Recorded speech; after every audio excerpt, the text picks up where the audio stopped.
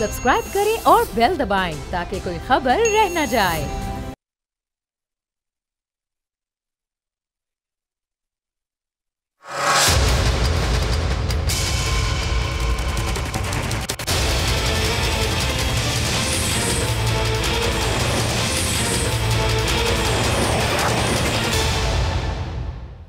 बिस्मिल्लाहिर्रहमानिर्रहीम, अस्सलाम वालेकुम। मैं हूं Jasmine Manzoor and welcome to the show. नाज़रीन, आज के शो में 3 टॉप स्टोरीज पे बात करेंगे। एक सबसे अहम स्टोरी तो ये है कि chief of the army staff general Asim Munir साहब ने ग्रीन पाकिस्तान इनिशिएटिव कॉन्फ्रेंस में कुछ अहम बातें की, उन पर रोशनी डालेंगे। उनका पस मंज़र क्या है और क्यों करनी पड़ी, क्या वजह बनी, और इसके साथ साथ जो हमारी सेकंड टॉप स्टोरी होगी वो ये है कि तहरीके इंसाफ की क़यादत को बार बार हुकूमत की तरफ से बात करने की और कौमी धारे में वापस आकर मुज़ाकरात करने की बात हो रही है, उनका जवाब क्या है, इस पर भी बात करेंगे। और तीसरी अहम स्टोरी जो लास्ट में हम कवर करेंगे वो है पाकिस्तान, ईरान, इजराइल, अमेरिका और इस खित्ते में होने वाले क्वेश्चनेबल क्वेश्चंस जो हम उठाएंगे आज के इस प्रोग्राम में।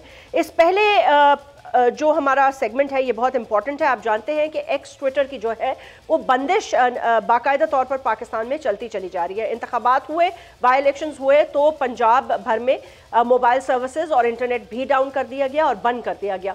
अब यहाँ पे एक इम्पॉर्टेंट बात ये आती है कि जो क्या हो रहा है या जो अगर प्रोपेगेंडा कर रहे हैं लोग, सैयद मोहम्मद अली साहब सीनियर दिफाई तज्जिया निगार हमारे साथ ज्वाइन कर चुके हैं, वो ज़ाहिर है इस पर रोशनी डालेंगे। लेकिन 2-3 अहम सवाल मैं ये उठाना चाहती हूँ कि क्या हुकूमत में ऐसे कोई वज़रा नहीं है जो इस हवाले से बता सकें और ये बता सकें कि ये प्रोपेगेंडा क्यों किया जा रहा है, प्रोपेगेंडा उनके भी खिलाफ हो रहा है या नहीं हो रहा, और ज़्यादातर प्रोपेगेंडा क्या अफवाज पाकिस्तान के खिलाफ हो रहा है, इसका बैकग्राउंड क्या है।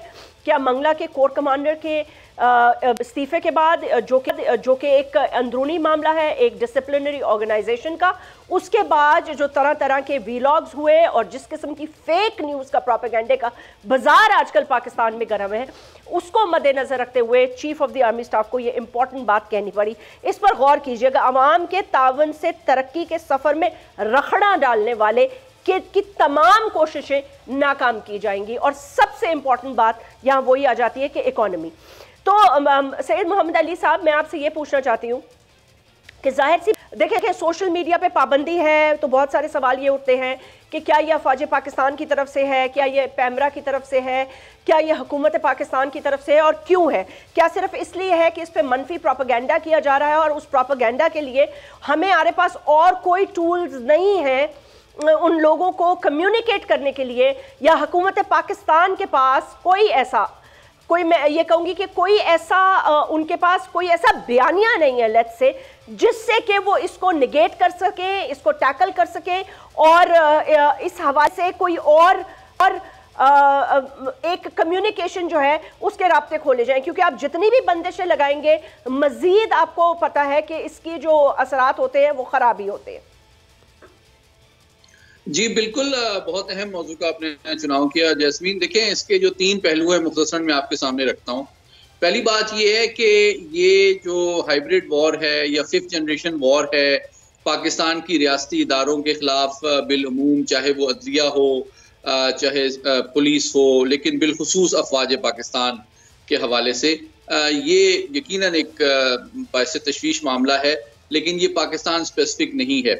आप जानते हैं कि बेशुमार ममालिक में इस तरह के मामलात जो हैं वो इस वक्त सर उठा रहे हैं सोशल मीडिया के एडवेंट से, और ये एक आलमी मसला है कि आलमी ताकतें भी जो हैं इसके कानूनी, माशरती, माशी जो असरात हैं उसके हवाले से तशवीश भी रखती हैं और कानून साजी भी कर रही हैं। अब हम आते हैं पाकिस्तान की तरफ। देखिए, मतलब एक क्विकली मैं बल्कि एग्जांपल देता चलूं। आपको याद होगा अभी हाल ही में अमेरिका में भी टिकटॉक के हवाले से पाबंदियां लगाई गई उसके हवाले से तशवीश है। आप चीन चली जाएं, चीन में आप देखें कि बहुत से सोशल मीडिया अकाउंट्स जो हैं और प्लेटफॉर्म्स वहां पे अवेलेबल नहीं होते हैं।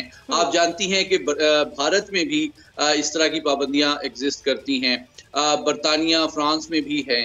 तो कहने का मतलब यह है कि एक कानूनी मामला है जिसको दुनिया के तमाम ममालिक कौमी सलामती के हवाले से एक अहम इशू समझती हैं।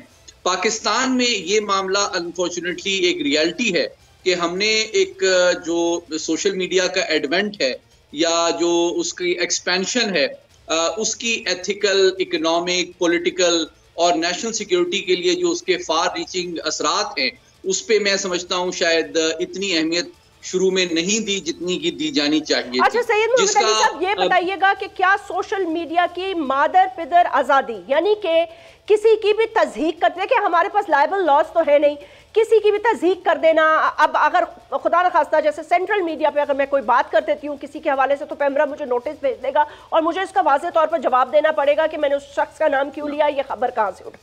सोशल मीडिया तो जाहिर सी बात है पूरी दुनिया में एक आज़ाद प्लेटफॉर्म है ना, लेकिन क्या हमारे पास, मेरा सिर्फ क्वेश्चन सिर्फ ये है कि देखिए, आई कंप्लीटली एग्री कि आप इदारों पे हमला आवर नहीं हो सकते through the social media and you can't put pressure on them, but the fact of the matter is कि इस हवाले से क्या हुकूमत वक्त के पास कोई और मतलब है कोई ऐसा बयानिया नहीं है टू काउंटर इट। पूरी दुनिया में देखें ना, बात की जाती है तो बात के असरात के लिए काउंटर बयानिया भी होना चाहिए, लेकिन यहाँ पर अगर एक मुल्क की फौज के सरबराह को आके ये बोलना पड़ता है तो गवर्नमेंट ऑफ पाकिस्तान का जो साइलेंस है, मतलब जब हम उनसे पूछते हैं let's put it that way, I mean strangely हम इस सच्ची बात कर लेते हैं तो वो कहते हैं जी हमने नहीं किया, हमारे ऊपर तो खुद दबाव है। तो फिर इस बात का क्या जवाब दिया जाए? फिर हुकूमत के पास कितने नेल्स एंड टूथ है? जी देखिए, तीन मामला हैं। पहली बात यह है कि इस बात से कता नजर के कानूनी मामला क्या है, आइन का जो आर्टिकल 18 है जो कि फ्रीडम ऑफ एक्सप्रेशन की बात करता है, ये बताना आपके तवज्जुह से बहुत जरूरी है कि वो कोई एब्सोल्यूट और अनक्वालिफाइड फ्रीडम की बात नहीं करता जैस्मीन। उसमें ये बात वाज़ेह तौर पे लिखी हुई है कि ये जो आज़ादी राय का इजहार है, ये हक जो है रियासत पाकिस्तान हम हर सिटीजन को देगी इन रिटर्न कि अगर वो इखलाक, इस्लामी रवायात, कौमी सलामती, फॉरेन रिलेशंस और इन तमाम मामलात की जो अहम तरीन ज़रूरियात हैं उनको मद्देनजर रख के ये हक इस्तेमाल किया जाएगा। और ये नहीं हो सकता कि इस हक को इस्तेमाल किया जाए खुद रियासत के ऊपर एक नफसियाती जंग बर्पा करने के लिए। तो आपकी बात से मैं एग्री करता हूँ। और तीसरी बात जो बयानिए की है, मैं आपसे बिल्कुल एग्री करता हूँ कि ये बहुत अफसोसनाक बात है कि जब रियासती इदारे और आर्मी चीफ और आर्मी के ऊपर इस तरह के इल्जामात लगाए जाते हैं संगीन, और उनका हुकूमत या वजारत कानून या वजारत इत्तलात की जानिब या वजारत इत्तलात या वजारत दिफा।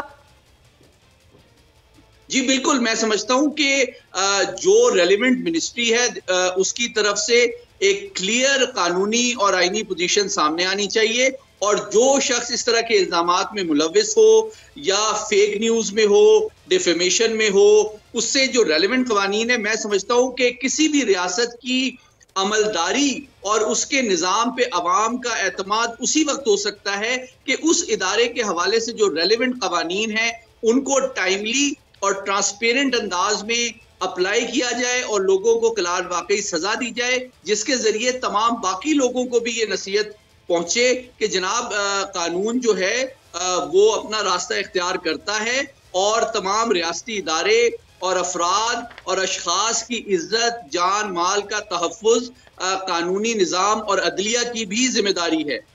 बेशक अदलिया की भी जिम्मेदारी है। बहुत बहुत शुक्रिया। हम बात कर रहे थे सैयद मोहम्मद अली साहब से, उन्होंने अगर आपके पास ये हथियार है जिसे आप हाइब्रिड वॉर कहते हैं, तो आप मुल्क पे हावी नहीं हो सकते, इदारों पे मुसल्लत नहीं हो सकते, और अगर होंगे तो फिर यही होगा, इसी किस्म की कदखने और बंदिशें। And he is rightly pointed out one thing about TikTok, इसका बड़ा मसला चल रहा है अमेरिका में और पाबंदियाँ इस पर आयद की जा रही हैं बिकॉज वो कह रहे हैं मुआशरा ख़राब हो रहा है। बहरहाल हम आते हैं अपने दूसरे सेगमेंट की तरफ, और एक बहुत ही इंपॉर्टेंट गेस्ट ने आज हमें ज्वाइन किया है, अली मोहम्मद खान साहब, सीनियर रहनुमा है तहरीक इंसाफ के। अली अस्सलाम वालेकुम, बहुत बहुत शुक्रिया वक्त निकालने का।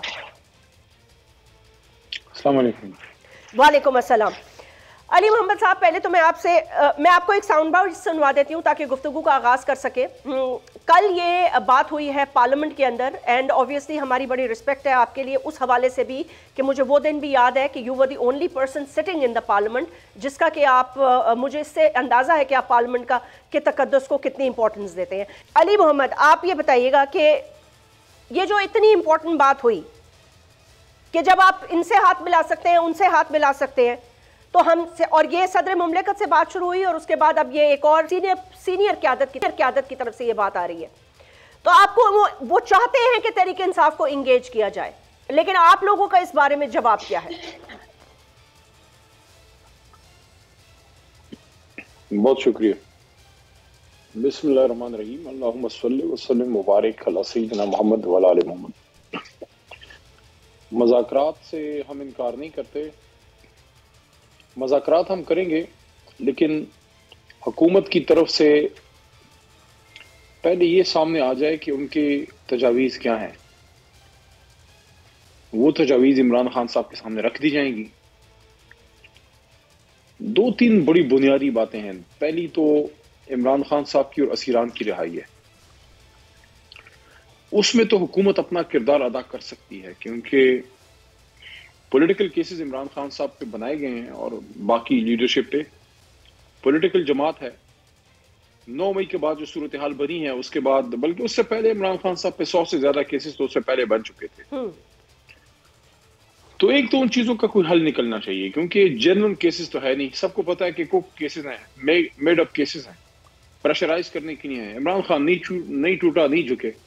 अब मामलात आगे बढ़ाने के लिए आपको वो चीजें वापस लेनी पड़ेंगी। दूसरा जो बहुत इंपॉर्टेंट इशू दूसरा है, वो है मैंडेट की वापसी। अगर तो हुकूमत का मकसद मुज़ाकरात करने से ये है कि हम उनके साथ एंगेज करें और टाइम बाय करें और हम उनकी लेजिटिमेसी उनको मिल जाए, या उनको तस्लीम करने कि आप हुकूमत हैं, हम आपसे मुज़ाकरात करें, हम उनको हुकूमत नहीं मानते, मैंडेट हमारा चोरी किया गया है। अब हुकूमत के साथ अगर इस इशू पे मुज़ाकरात होते हैं, तो क्या अपने हाथ से वो जो हमारा जेन्युइन मैंडेट है वो हमें दे देंगे और अपना चोरी शुदा मैंडेट वापस ले लेंगे? 17 सीटें हैं मुस्लिम लीग नून की, वो हुकूमत बनाए बैठे हैं। अब आप देखिए ना, उसका मेरे ख्याल में, मेरी जो राय है, मैं इमरान खान साहब से मेरी अगर मुलाकात होती है अगले कुछ दिनों में, तो मैं उनके सामने नुक्ता रखूंगा। मेरे ख्याल में अगर ये मैंडेट वापसी पे कोई इसका हमने हल निकालना है, तो उसका हल मैंडेट वापसी का मुझे मुज़ाकरात में नजर नहीं आ रहा। वो सुप्रीम कोर्ट को सो मोटो नोटिस उस पर लेना पड़ेगा। उसके लिए हम पिटिशन हमें करनी है। मैंने एक 2 दफा कोर कमेटी में और कल ILF हमारी इंसाफ लॉयर्स फोरम के मीटिंग में और खान साहब से मुलाकात में भी ये बात मैं दोबारा उनके सामने गोश गुजार करूंगा कि पार्टी सुप्रीम कोर्ट में जाए 184(3) में। और जिस तरह 2014 में 4 सीटों पे जुडिशियल इंक्वायरी कमीशन बना था, तो अब तो 200 से ज्यादा सीटें हैं। अली का तो सुप्रीम कोर्ट पार्टी के, सॉरी कथा कलामी माफ, लेकिन खान साहब तो पहले ही इसको खत लिख चुके हैं ना इन सारे नुकात का। देखिए 184(3) पे स्पेसिफिकली एक पिटिशन तहरीक इंसाफ की तरफ से मेरे ख्याल में हमें मूव करनी पड़ेगी कि मोहतरम चीफ जस्टिस साहब इसका सू मोटो नोटिस लें और जुडिशियल कमीशन बनाएं। देखें, सुप्रीम कोर्ट जब बैठती है तो एडजुडिकेटिव भी बैठती है, तो तरीकों के दरमियान फैसला करती और इंक्विजिटोरियल भी बैठती है जब इन्वेस्टिगेट करती है। उनके पास इख्तियार है 184(3) में। ठीक, तो वो अगर फैसला करेंगे तो सबका मानना पड़ेगा, क्योंकि इस वक्त जो वजीर आजम की सीट पे बैठे हैं शहबाज शरीफ साहब, अच्छा जरदारी साहब सदर की कुर्सी पे बैठ गए, उनको वोट किसने दिया? फॉर्म 47 के MPs MNAs ने दिया, तो वो भी मैंडेट जो है क्वेश्चनेबल हो गया। अच्छा, जब तक इसका फैसला नहीं आता ओहदों पे तो वो बैठे हैं, वो तो हुकूमत चला रहे हैं। क्या वो अपने हाथ से अपने मैंडेट को वो गैर तस्लीम करेंगे, यानी कि वो अपना चोरी शुदा मैंडेट वो तस्लीम करेंगे कि गलत है? ओके अली, यहाँ से चले, ठीक है, यहाँ से एक और क्वेश्चन उठता है बिफोर एक और साउंड बाइट में आपको सुनवाऊंगी। यहाँ से एक और सवाल उठता है अली मोहम्मद साहब, वो ये कहते हैं जो 2018 में RTS बिठा के आप लोगों ने मैंडेट चोरी कर लिया था, फिर उस पर भी बात हो जाए। मतलब मैंडेट तो यहाँ 1990 से चोरी होता आ रहा है और उठाया और निकाला जा रहा है और लाया जा रहा है और निकाला जा रहा है, लाया जा रहा है और निकाला जा रहा है। तो मतलब अगर हम मैंडेट चोरी पर ही लड़ते रहेंगे, मेरा एक सवाल है, ये मेरा अपना पॉइंट ऑफ व्यू नहीं है, और उनका ये मौक़िफ़ है, जब हम उनसे बात ये करते हैं तो वो ये फौरन ये वाला मौक़िफ़ ले आते हैं कि जी फिर 2018 की भी बात की जाए। स्टैंड ले लेते ना, हमने तो लिया स्टैंड, हमारा तो लीडर अंदर बैठा है, हमारा तो लीडर बीमारी का बहाना बना के मुल्क से वो फरार नहीं किया। वो तो 2 साल से बाहर नहीं बैठे। किसने उनको लारा दिया था नवाज शरीफ को जो मुल्क वापस आए हैं? किसके वादे पे हैं जब वादा टूट गया है? नहीं, वादा टूट गया है। अच्छा ठीक है, लग तो नहीं रहा कि वादा टूट गया। अभी तो वो चाइना जा रहे हैं और वो तो he is going to play the role of a king maker now. हम सबको पता है कि रियल किंग मेकर इस मुल्क में कौन है, उस पर बहस नहीं करते। मेरी बात का मकसद ये है कि nobody fights your fight, you have to fight your own fight. अगर आप समझते हैं कि 18 में आपसे धांधली हुई है, आप फिर सुप्रीम कोर्ट में गए, आपने उसके लिए कोई सीरियस मूव किया, आप फिर क्यों जो है कॉम्प्रोमाइज हुए? फिर आपने कहा वोट को इज्जत दो। आप किस चीज को इज्जत दे रहे हैं? किस चीज को इज्जत दे रहे हैं? वोट को तो नहीं दे रहे। जिस चीज को दे रहे हैं सबको पता है किस चीज को दे रहे हैं।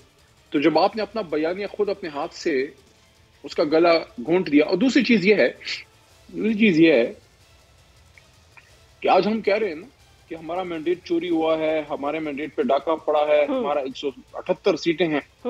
अब अगर खुदा न खास्ता हम कोई डील करके आ जाते हैं, ठीक, खुदा न खास्ता हम कहाँ खड़े होंगे? हुकूमत तो मिल जाएगी, उसमें भी खुदा न खास्ता, लेकिन हमारी सियासत जाएगी। तो जब आप ये कह रहे थे, मैं आपसे मतलब स्पेसिफिकली नून और फिर पीपल्स पार्टी जी, जब आप कह रहे थे कि हमारा मैंडेट 18 में चोरी हुआ है, आरटीएस बिठा दिया गया, इसका मतलब है कि आप समझते हैं कि आप डेमोक्रेट्स हैं और आपको किसी अनडेमोक्रेटिक तरीके से नहीं आना चाहिए। What happened on 9th of April? क्या हुआ था? क्या अचानक ही सब कुछ हो गया? क्या अचानक ही हमारे एलाइज हमसे चले गए? क्या उनको अचानक ही रात को ख्वाब आया और किसी वलीउल्लाह ने उनको पेशन गोई की कि आप जाके जरदारी साहब के हाथ पे बैत करें और नवाज शरीफ साहब के, इसमें आपकी आफियत है? ऐसा तो नहीं है ना। बच्चे ना हम हैं ना वो हैं, तो वो चीजें अब छोड़ें। अब जो बात है उस पे आए। बात यह है कि आप भी कहते हैं, हम भी कहते हैं, हम सब कहते हैं, हम सबको मसाइल का हल, मैं क्लियरली कह रहा हूं, मसाइल का हल, हमें पॉलिटिकल मसाइल का हल पार्लियामेंट के अंदर, आइन के अंदर ढूंढना है। हाँ, जहां हमारा उनका कोई कदिया है, फैसला होना है, तो बजाय इसके, ये बात बड़ी अहम है मेरे ख्याल में, चाहे इसको कोई समझना चाहता है या नहीं, हमारे और उनके बीच में जो मौजूदा फॉर्म 47 की हुकूमत है, मैं ये समझता हूं कि हमारे उनके बीच में आर्बिटर एस्टैब्लिशमेंट नहीं, सुप्रीम कोर्ट होना चाहिए। क्योंकि जब दो फरीकों के अंदर कोई आईनी या पॉलिटिकल मसला हो जिसका फैसला वो खुद ना निकाल सके, तो फिर आपने कोई आईनी तर्जमल इख्तियार करना है। अगर आप सुप्रीम कोर्ट की बजाय कहीं और देखेंगे, फिर गिला ना करें, कल को फिर कोई रोएगा। माजी में आप देखें, जो रोल एस्टैब्लिशमेंट का आईन में है, जब तक वो करते हैं, लोग कितनी इज्जत देते हैं, कितना रिस्पेक्ट करते हैं। आज आप मुझे बताएं, मुझे बैसत पाकिस्तानी दुख होता है जिस तरह की बातें उनके बारे में होती हैं, लेकिन हम क्या करें? आप खुद ही इस तरफ आए हैं, इसलिए हम ये समझते हैं, वो ये कहते हैं कि आपने कौम को इस तरफ लगाया है। देखिए, हम ये समझते हैं कि एज ए पॉलिटिकल पार्टी, मुल्क की सबसे बड़ी पॉलिटिकल पार्टी, हमें उनको मौका देना चाहिए, एस्टैब्लिशमेंट को, कि वो इस सिस्टम से दूर हों। ये पॉलिटिकल प्रोसेस से, हुकूमत के इन मामलात से उनको हमें हेल्प करनी चाहिए अगर वो दूर होना चाहते हैं। पॉलिटिकल मामलात का हल हम लोगों को खुद निकालना चाहिए। तो फिर जब वो आपको दावत दे रहे हैं पार्लियामेंट के अंदर बातचीत करने की, तो आप कह रहे हैं वो फॉर्म 47 की पैदावार है, हम उनसे क्यों बात करें? तो मतलब फिर हल तो कहीं भी नहीं निकल रहा ना।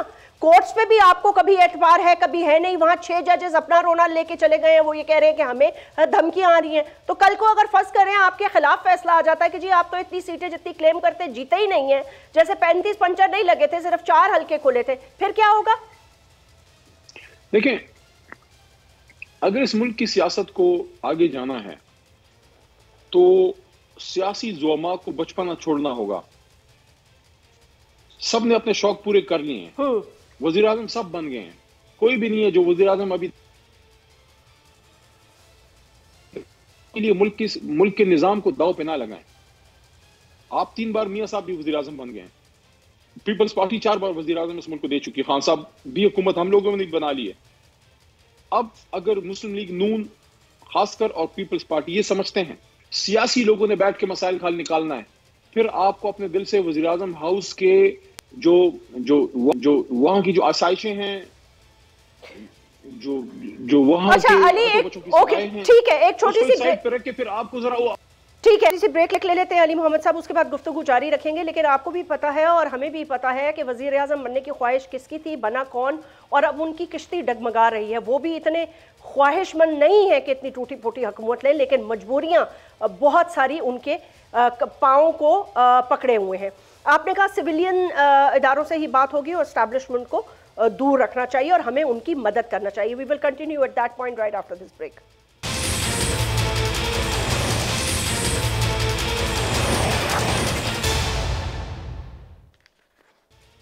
वेलकम बैक नाज़रीन। हम अली मोहम्मद खान साहब से गुफ्तगू कर रहे थे और वो ये कह रहे थे कि आगे बढ़ने के लिए बातचीत का जो तसलसल या अमल है वो बहुत ज़रूरी है। अच्छा, यहाँ से तो थोड़ी सी इंपॉर्टेंट चीज़ें ये आती हैं कि क्या वाकई तरीके इंसाफ के अंदर कोई ग्रुप बंदी है।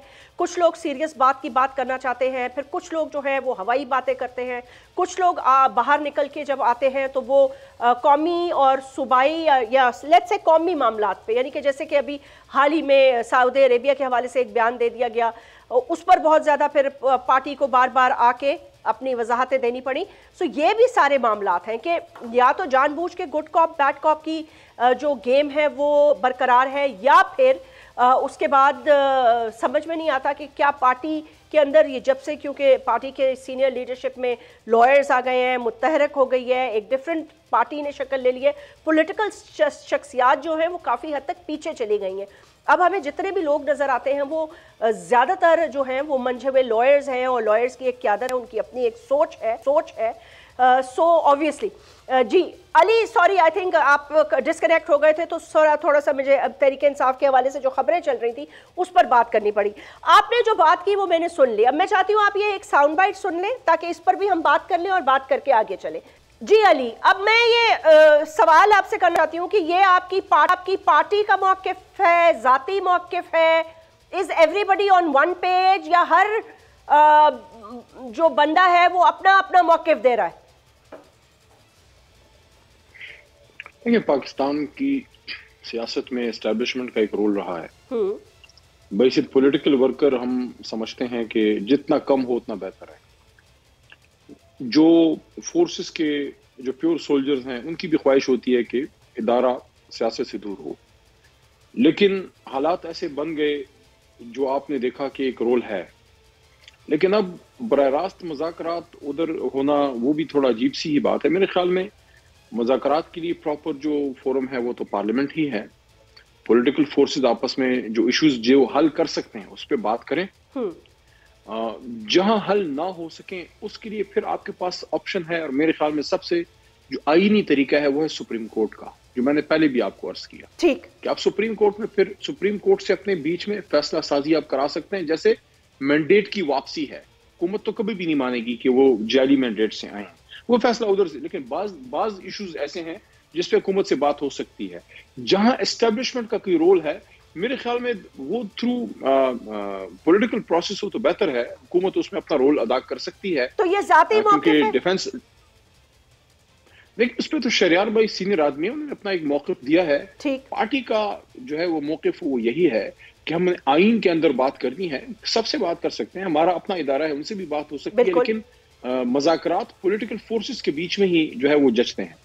ये बात तो आपकी बिल्कुल दुरुस्त है कि मुज़ाकरात पॉलिटिकल फोर्सेस के दरमियान ही जचते हैं, लेकिन फिर यहाँ पे एक बहुत बड़ी कॉन्ट्रडिक्शन आ जाती है। बात ये होती है कि शरियार अफरीदी एक सीनियर मेंबर है, उन्होंने काफ़ी कुछ सहा भी, एंड ही वाज अंडरग्राउंड, उसके बाद वो मतलब वज़ीर दाखिला भी थे।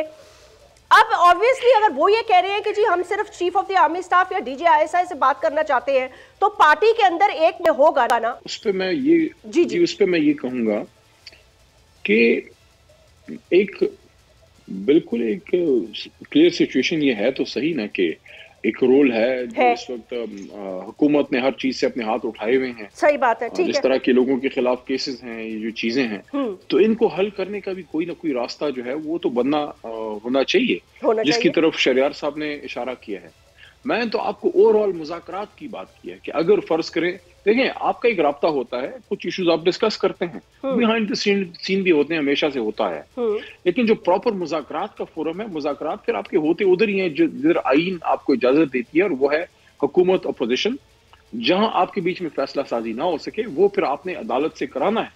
माजी में नवाज शरीफ साहब ने एक रोल दिया जनरल राहील शरीफ साहब को एक रोल उन्होंने दिया और वो हुकूमत और उस वक्त की अपोजिशन और हुकूमत के बीच में उन्होंने बैठ के आर्बिटर किया। जी बिल्कुल, लेकिन वो कोई आइडियल सिचुएशन तो नहीं थी, उससे कोई जमहूरियत मजबूत तो नहीं हुई। क्या उससे जमहूरियत मजबूत हुई है? वो तो आपकी बात ठीक है, लेकिन अली मोहम्मद ये भी तो एक रियलिटी है ना पाकिस्तान की, कि पाकिस्तान में जिसको भी अश्योरिटी चाहिए होती है, अनफॉर्चुनेटली माजरत के साथ, let's be very honest and I mean like you know, मैं खुली जरा हम बात करते हैं पाकिस्तान के अंदर। अगर पाकिस्तान की बिजनेस कम्युनिटी है, दीगर लोग हैं, मतलब बहुत सारे ऐसी में everybody wants assurity, clear, everybody wants assurity from the chief of the army staff और द DJISI, बिकॉज़ इदारे इतने कमजोर है ना।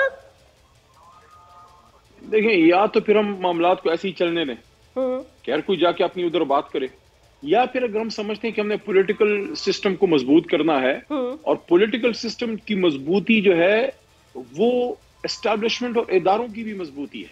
ठीक, अगर आइन के मुताबिक पॉलिटिकल सिस्टम मजबूत होता है तो वो भी, उनको भी तक़वियत मिलती है, क्योंकि जब भी कोई अपने दायरा-कार से बाहर निकल के परफॉर्म करता है, वो अपने आप को और एक्सपोज करता है। और सबसे बड़ा जो नुकसान हमारे किसी इदारे को हो सकता है वो ये कि आप अपने आप को पब्लिक के सामने एक्सपोज करें, क्रिटिसिज्म के सामने ओपन हो, क्योंकि जब आप इन चीजों में आएंगे तो क्रिटिसिज्म होगी, फिर ट्विटर पे बात होगी, फिर फेसबुक पे बात होगी, ठीक है ना जी। लेकिन इसमें इतनी कॉन्ट्रडिक्शन है अली, एक सेकंड कथा कलामी माफ, अली आपकी बातों में थोड़ी सी मुझे कॉन्ट्रडिक्शन इसलिए नजर आ रही है, मे बी आपकी बातों में नहीं, बट लेट्स से क्योंकि आप तहरीक इंसाफ के बहुत ही जेन्युइन पर्सन है, who has been there through the most toughest of time, तो भाई आपकी हुकूमत के अंदर तो आप कह रहे थे ताहयात की एक्सटेंशन ले लें, जनरल बाजवा हमारे बाप है, chief of the army staff कौम का बाप होता है, यूं होता है, वो होता है, पूरा आपने सुप्रीम कोर्ट के अंदर गए, आपने, मतलब let's not go in the past, but that's reality ना, you were so dependent on the armed forces and their input. मतलब मेरे इंटरव्यू के अंदर खान साहब ये कह चुके हैं कि जी मुझे जब कोविड के ऊपर कोई रिपोर्ट चाहिए होती थी, इदारे बात ही नहीं करते थे, जब मैं एजेंसी को फोन करता था 1 सेकंड में पता चल जाता था क्या हो रहा है। देखिए, अब तो आप कहेंगे कहां की बात किधर से मिला रहा है। अब तो वो सिनेमा जाने का कल्चर ही खत्म हो गया। अर्ली यूथ में कभी कभी हम जाते थे, तो असल जो पिक्चर होती थी ना, वो इंटरमिशन के बाद शुरू होती थी। अच्छा, इंटरवल हो गया क्या? तो इंटरमिशन हो चुका है, सब जेल से हुए हैं। हाँ। ओके, ठीक है, चले मुझे ये पता है, जल्द जेल से बाहर आए, मेरे जैसे लोग भी जेल के थपेड़े खा के निकले हैं, मुझे पता है। तो देखिए, मुझे अपनी ये बात के साथ एक बात मैं सामने रख दूं, इससे बड़ी पिक्चर क्लियर हो जाएगी। ठीक, मैंने ये बात की कि देखिए, या तो सिस्टम ऐसे ही चलने दें जिस तरह चल रहा था, ठीक है, बट ठीक है जनाब, हर कोई जिसने जाके उधर कोई बात कर लेनी है, इस्लामाबाद के साथ ही एक शहर है, करें अपनी बात। या फिर अगर पॉलिटिकल फोर्सेस वाकई समझते हैं कि मुल्क को आइन के मुताबिक चलना है और पॉलिटिकल सिस्टम मजबूत होना है, तो फिर 1.5 इंच की मस्जिद से बाहर निकलना होगा। फिर मियाँ साहब और शहबाज साहब या जरदारी साहब को ये सोच क्लियर करनी होगी कि जिस रास्ते से इधर आके वजीर आजम हाउस में बैठे हैं, क्या वो पॉलिटिकल रास्ता है? कभी किसी ने सोचा था कि देखा था कि किसी के हाथों से कागज छीने जा रहे हैं, किसी को अगवा किया जा रहा है, वोट नहीं डालने दिया जा रहा, फॉर्म 47 ही कि कागज पे आपको ये पूरा दिन इलेक्शन हो गया, लोगों ने वोट गिने, सारा कुछ हो गया, फॉर्म 45 तैयार हो गया, इसको हटाओ, ये लो कागज फॉर्म 47, लो तुम जीत गए हो, इस तरह होता है। तो अगर आपने डेमोक्रेटिक सिस्टम मजबूत करना है तो फिर आपको इस हुकूमत की कुर्बानी देनी होगी, आपको एक्सेप्ट करना होगा कि बहुत बड़ा गलत हुआ है, आओ बैठें, इस सिस्टम को ठीक करें। नहीं है तो फिर सुप्रीम कोर्ट सो मोटो नोटिस ले, उनके सामने ये सारा कुछ हुआ है, इमरान खान जैसे आदमी को वो न्यूरमबर्ग ट्रायल्स तो नहीं है ना, वो वॉर क्रिमिनल है जो जेल के अंदर आपने उसके सारे केसेस चला के तो जल्दी में उसको सजाएं दिलवा दी हैं। तो ये चीजें सुप्रीम कोर्ट की चीफ जस्टिस साहब को नजर आनी चाहिए, उस पर मैं समझता हूँ बसद एहतराम अर्ज कर रहा हूँ, उस पर नोटिस उनको लेना चाहिए। अगर वो नहीं लेते तो हमारी जमात को फिर हमें जाना पड़ेगा कि 184(3) की पिटीशन सामने रखें कि हुजूर इस पे आप 1 सो मोटो नोटिस लें, इस पूरे इलेक्शन के प्रोसेस पे नोटिस लें, क्योंकि इसमें जो हुआ है तारीख में नहीं हुआ।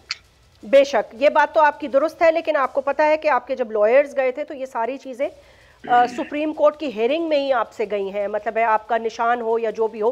बट चले ठीक है, अगर आप कानूनी रास्ता अख्तियार करना चाहते हैं और आपने कहा खान साहब से मुलाकात में आप ये बात आगे पेश करेंगे, तो thank you so much for joining Ali, बहुत शुक्रिया, आपने आज इंटरेस्टिंग बातें की और बहुत दो टोक जवाब दिए।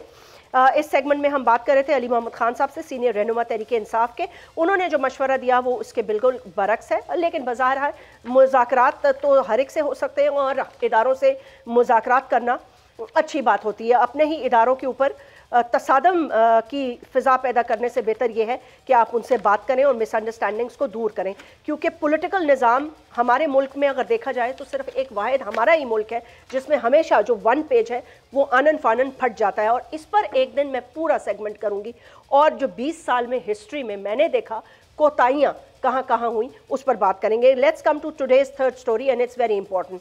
ईरानी सदर इब्राहिम रईसी साहब ने दौरा किया पाकिस्तान का, एक बहुत ही इंपॉर्टेंट दौरा था।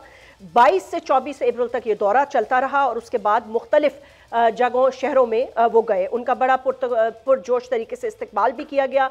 बहुत ज़्यादा इम्पॉर्टेंट दौरा इसलिए था कि हाल ही में जनवरी में हमने देखा था कि ईरान और पाकिस्तान जो दो एक ऐसे मुल्क हैं, दो ऐसे नेबर्स हैं जिनके अंदर कशीदगी का सवाल ही कभी नहीं पैदा हो सकता, उसके अंदर एक कशीदगी हुई। उन्होंने हम पे स्ट्राइक किया, हमने वापस जवाब दिया और फिर इसको हमने बड़ी बातचीत से मामलात को तय किया। तो ये दौरा कितना इम्पोर्टेंट था दो पसे मंजर में।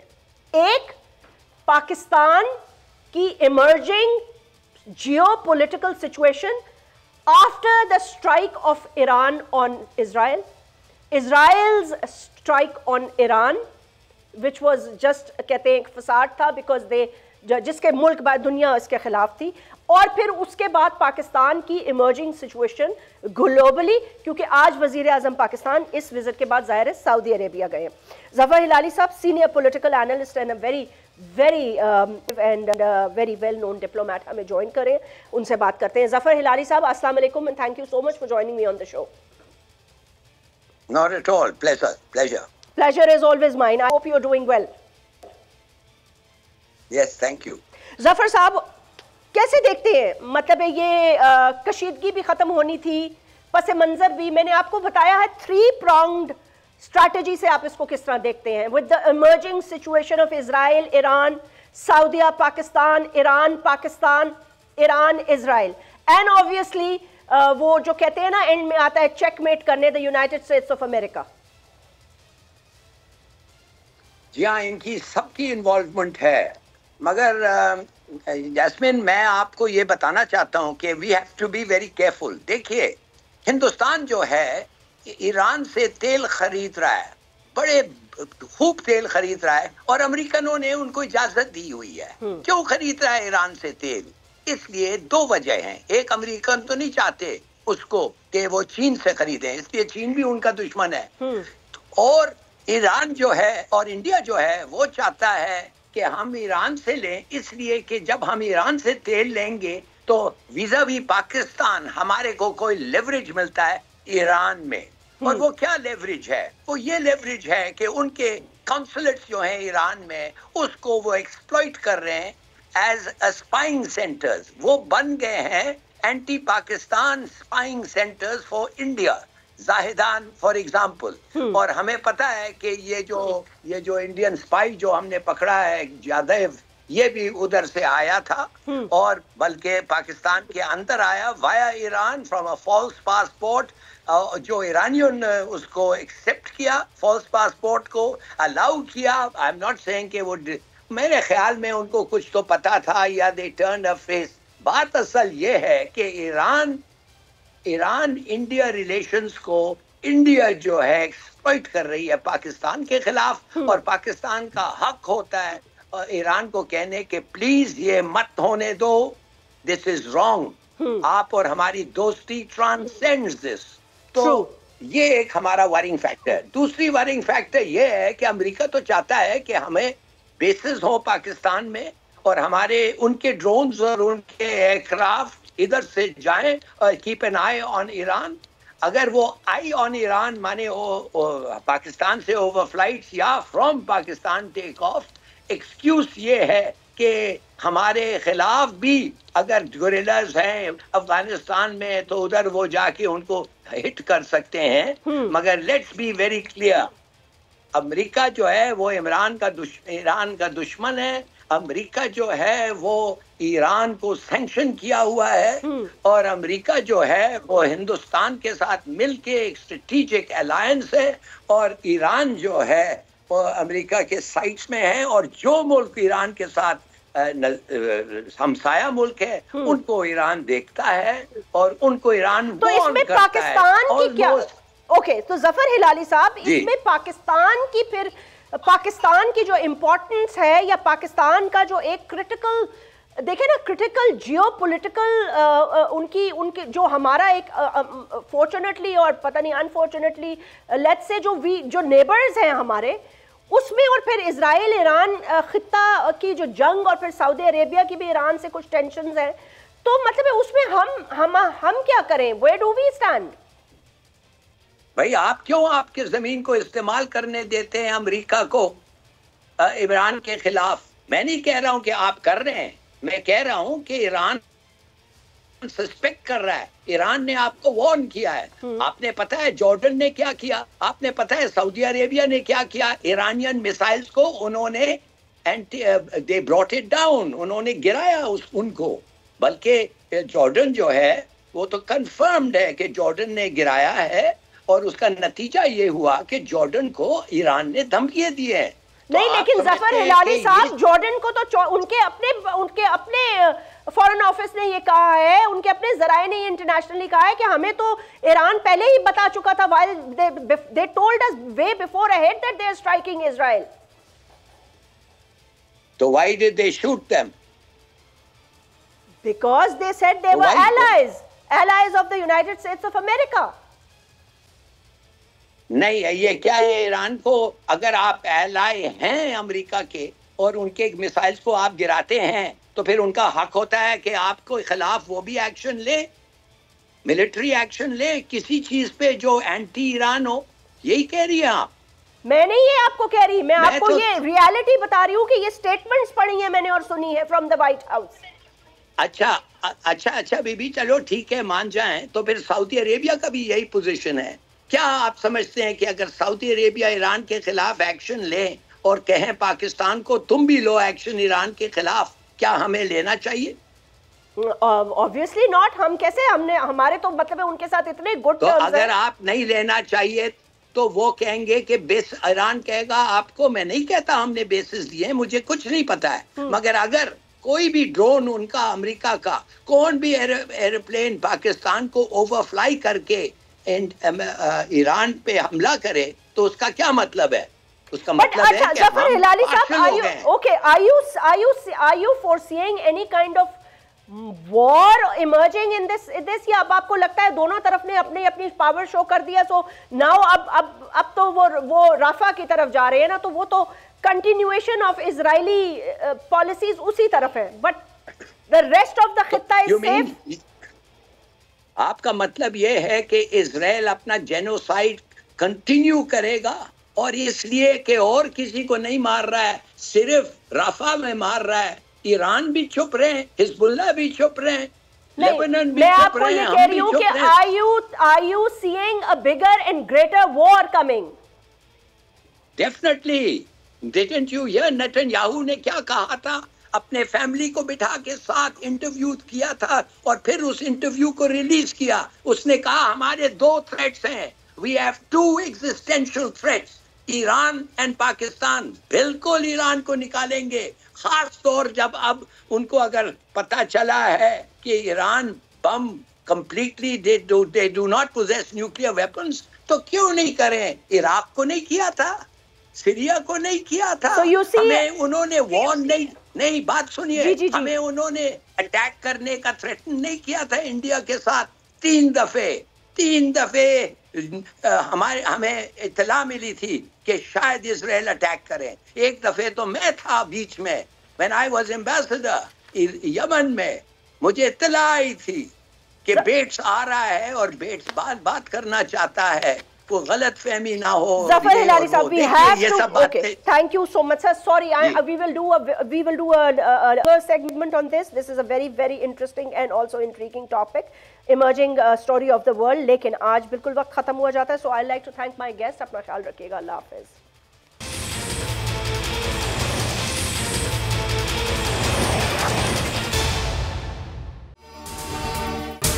अगर ये वीडियो आपको पसंद आई है तो इस चैनल को सब्सक्राइब करें और बेल आइकन को क्लिक करें। सब्सक्राइब करें और बेल दबाएं ताकि कोई खबर रह न जाए।